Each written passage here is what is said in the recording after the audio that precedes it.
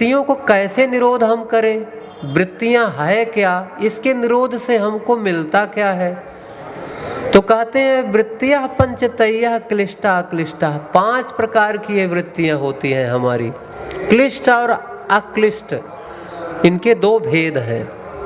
एक संसार की ओर जाने वाली होती है, एक भगवान की ओर ले चलने वाली हमारी वृत्ति। यानी एक तरीके से जिसे आप दैव असुर विद्या अविद्या कहेंगे, यही है हमारा चित्त की वृत्ति। यानी भगवान की ओर जब भजन चिंतन करने लगेंगे तो चलेगी, या संसार की ओर जाएगी चित्त की वृत्तियाँ। तो इस वृत्ति को धीरे धीरे जैसे हम योग के द्वारा अभ्यास किए, योग ही क्या है, तो तम विद्यादि दुख संयोग वियोगम योग संगितम सा निश्चयन योगतव्यो योगो निर्विण्ण चेतसा। तम विद्यादि दुख संयोग वियोगम योग संगितम, जो संयोग वियोग से रहित है सृष्टि के, संयोग माने मिलना, वियोग माने बिछुड़ना, जो इससे रहित है, संयोग वियोग से रहित, जो आत्यांतिक सुख है, अर्थात भजन के द्वारा जो आत्मा की उपलब्धियों के द्वारा वास्तविक सुख की अनुभूति देता है, सात्विक सुख की अनुभूति देता है, जो परम धाम परमात्मा है, उसके मिलन का नाम योग है। तो योग मतलब जोड़। किससे हम जोड़े, कागज से कलम, टेबल कुर्सी, किससे जोड़ें तो योग होगा। प्रकृति पार प्रभु सब उर्वासी ब्रह्म निरीह विरज अविनाशी। प्रकृति से परे परमात्मा है। यदि संसार की 2 वस्तुओं को हम मिलाते हैं आपस में तो वह योग नहीं कहलाएगा, क्योंकि प्रकृति के पदार्थों से बनी हुई चीजें हैं, वह भी प्रकृति है, दोनों प्रकृति। इसलिए प्रकृति से परे परमात्मा है और आत्मा में हमारी उनकी दूरी बनी हुई है। इस आत्मा को इस भजन की प्रक्रिया के द्वारा परमात्मा में मिलाने की प्रक्रिया का नाम योग है। इस विधि से जैसे हम चलेंगे, अच्छा भजन की स्तर हमारा आएगा। तो साधक के 2 शत्रु होते हैं, कंचन और कामनी। पहली है कामनी। कामनी से देखेंगे कि कामनाओं से घिरी हुई चीजें आती हैं और कामनी से नारी भी आती है।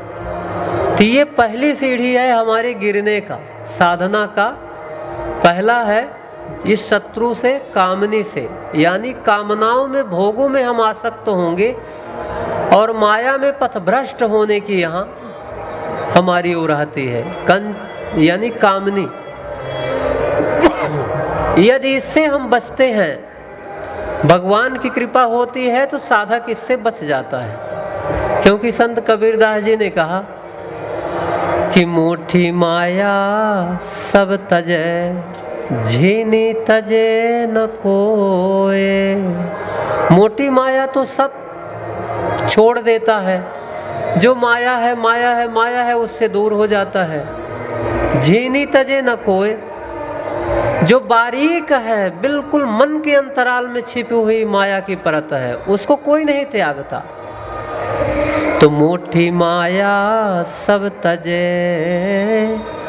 झीनी तजे न कोए। पीर पैगंबर औलिया झीनी सबको खाए। पीर पैगंबर औलिया बहुत अच्छी स्थिति तक पहुँचे हुए भी इस झीनी माया से नष्ट हो जाते हैं। और झीनी माया क्या है, कंचन। पहला है कामनी, अगर इससे हम बचते हैं तो कंचन माने वस्तु, आश्रम, जगह। हमारे पास भी इतनी बड़ी कार होनी चाहिए, हमारा भी इतना बड़ा आश्रम होना चाहिए, हमारे पास भी ये स्थितियां होनी चाहिए। सब कुछ जुटाने में भजन वाला समय तो सब खत्म हो जाता है। भजन का समय पूरा खत्म हुआ। अब जब 50-55 के व्यक्ति हो गया, इसके बाद भजन भी नहीं होता। कहीं जोड़ों में दर्द है, कहीं कमर में दर्द है, कहीं कहीं है, तरह तरह की परेशानियां अब आने लगती हैं यहाँ पे तीसरेपन से। तो ये उम्र तो खत्म हुई। तो ये बहुत बारीक माया यहाँ है, झीनी। तो छोरत ग्रंथ जाने खगराया विघ्न अनेक करहि तब माया। जब ग्रंथि छूटने का समय आता है तो माया विघ्न करती है। हर तरीके से माया ने विघ्न फेंका। जब नहीं साधक उसमें से पथभ्रष्ट हुआ तो रिद्धि सिद्धि प्रेरय बहु भाई, बुद्धि ही लोभ दिखा वहीं आई। तो नाना प्रकार के रिद्धि सिद्धि दे देती है।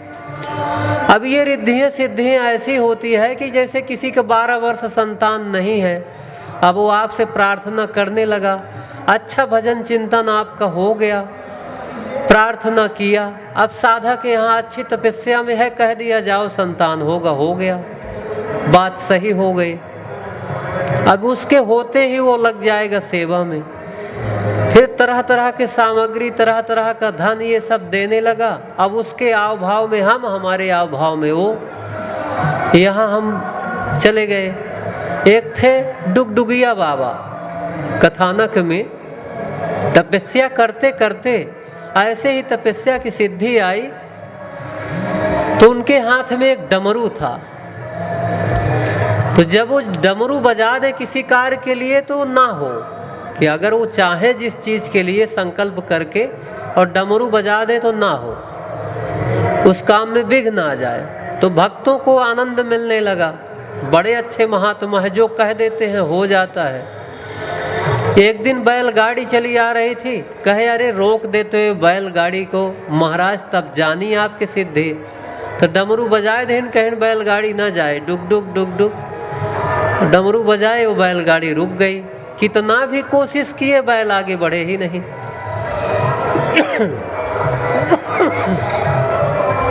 अब धीरे धीरे उनकी और प्रख्याति होने लगी, दूर दूर तक उनका प्रचार प्रसार होने लगा कि जो कह देते हैं हो जाता है। जो भी निकले बस डमरू बजाएं, इधर से डुग डुग वो खड़ा। अंग्रेजों का पीरियड था, ट्रेन चली आ रही थी उस समय, भाप इंजन वाली। सब भक्तों ने कहा अरे महाराज अभी तक तो आपने बैलगाड़ी रोका, घोड़ा रोका, बग्गी रोका, ऐसा ऐसा काम किए, आप थोड़ा सा ये ट्रेन चली आ रही है इसको रोक दे तो तब फिर हम जानते कि आप इतने बड़े सिद्ध हैं। कहीं जरूर रुक जाएगी। ट्रेन सामने आई, उनकी झोपड़ी से ही लाइन थी पास से, सामने आई तो बजा दिया डमरू, डुग डुग डुग डुग बजा दिए, ट्रेन रुक गई। तब भक्तों ने दौड़ के बताया कि हमारे डुगडुगिया बाबा ने बजाया है जो ट्रेन रुकी है, नहीं तो न रुकती। तो अंग्रेजों ने कहा ऐसा कुछ नहीं है भाई, इंजन की खराबी है, यहाँ ये मशीनरी काम है, हम इंजन चेंज कर देते हैं। दूसरा इंजन मंगाया उन्होंने, उसको काट दिया और दूसरा इंजन लगा के फिर स्टार्ट किया, फिर बाबा जी ने डुग डुग डुग डुग कर दिया, फिर रुक गई। 3-4 इंजन लगातार बदला उन लोगों ने, नहीं चली ट्रेन। तब आकर के वहाँ चरणों में गिरे, कहे प्रभु हमको नहीं मालूम था कि ऐसे भी भारत में ऐसे भी संत होते हैं कि चलते हुए ट्रेन को रोक सकते हैं, प्लेन को रोक सकते हैं। तो मुझे नहीं मालूम था, मुझे क्षमा कर दीजिए। क्षमा मांगे सब और बोले मैं आज आपके कुटिया के सामने ही यहीं एक स्टेशन यहाँ ट्रेन रुकने के लिए बना देता हूँ, आज से गाड़ी रोज यहीं रुकेगी, चलो पास कर देते हैं और हमारी ट्रेन को जाने दो। तो जाने दिए। धीरे धीरे धीरे धीरे करते करते वो डुग डुग बजाते बजाते रिद्धि सिद्धि खत्म हो गई। एक दिन भगवान ने बताया कि कुछ अंदर नहीं रह गया, जो तपस्या थी वो खत्म हो गई, कौड़ी के 2 हो गए। तो दूसरा घर मतलब हमारा निवास रुकावट का होता है रिद्धि सिद्धियों का घर, जो हमें साधना में वहीं रोक देता है। और ये साधक मोटी माया सब तजे, औरतों से दूर रहना है, फलाना काम से दूर रहना है, ये करना है, ये करना है, लेकिन झीनी जो बारीक मन के अंतराल में है इसको नहीं काट पाता व्यक्ति। झीनी तजे न कोई, पीर पैगंबर औलिया झीनी सबको खाए, यही झीनी ही सबको दबा देती है। ऐसे ही भगवान श्री रामचंद्र जी जब चले गए वनवास में, भरत जी पीछे से उनको मनाने के लिए जा रहे हैं।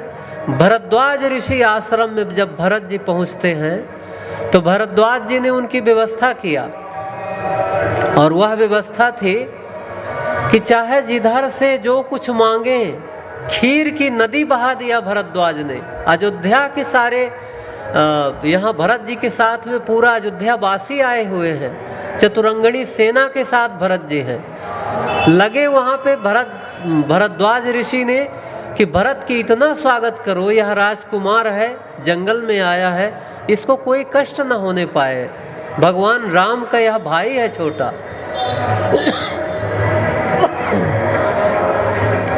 तो इतना स्वागत कर दिए वहाँ कि सुख संपत्ति नहीं जानी बखानी। सुख संपत्ति इतना था कि बखान में करते नहीं बन रहा था। जो देवलोक में सुविधाएं थी वो सारी सुविधाएं यहाँ थी भरद्वाज ऋषि के आश्रम में। लेकिन भरत जी कैसे रात बिताया वहाँ पर?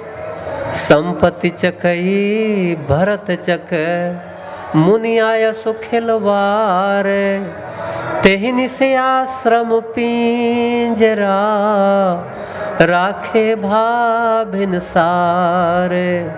संपत्ति चकई, सारा संपत्ति जो कुछ भरद्वाज जी ने किया था वो चकई के समान था और भरत चकवा के समान थे। अब चकई और चकवा का एक उपाख्यान है, आप देखेंगे कि शास्त्रों में आता है, अब जो जैसा हो, कि दिन में तो एक साथ रहते हैं लेकिन रात्रि में चंद्रमा को देख के लुभाते हैं, चंद्रमा की ओर ही देखते रह जाते हैं और एक दूसरे से बिछुड़ जाते हैं। तो नदी के एक इस तट पे चला जाएगा, एक दूसरे तट पर चला जाएगा और रात भर क्राउ क्राउ करते रहेंगे, मिल नहीं पाते। दूसरे चकवा चकवी एक साथ हो ही नहीं पाएंगे, एक इस तरफ चला जाएगा, एक इस तरफ नदी के, और उनकी चित्त रहेगा चंद्रमा को देखने के लिए और एक दूसरे से रात भर नहीं मिलते। तो जो भरद्वाज जी का सारा रिद्धियों सिद्धियों का जमावट था, जो सारी व्यवस्था थी, एक चकई के समान थी और भरत जी एक चक के समान है, चकवा के समान। सारी रात उन्होंने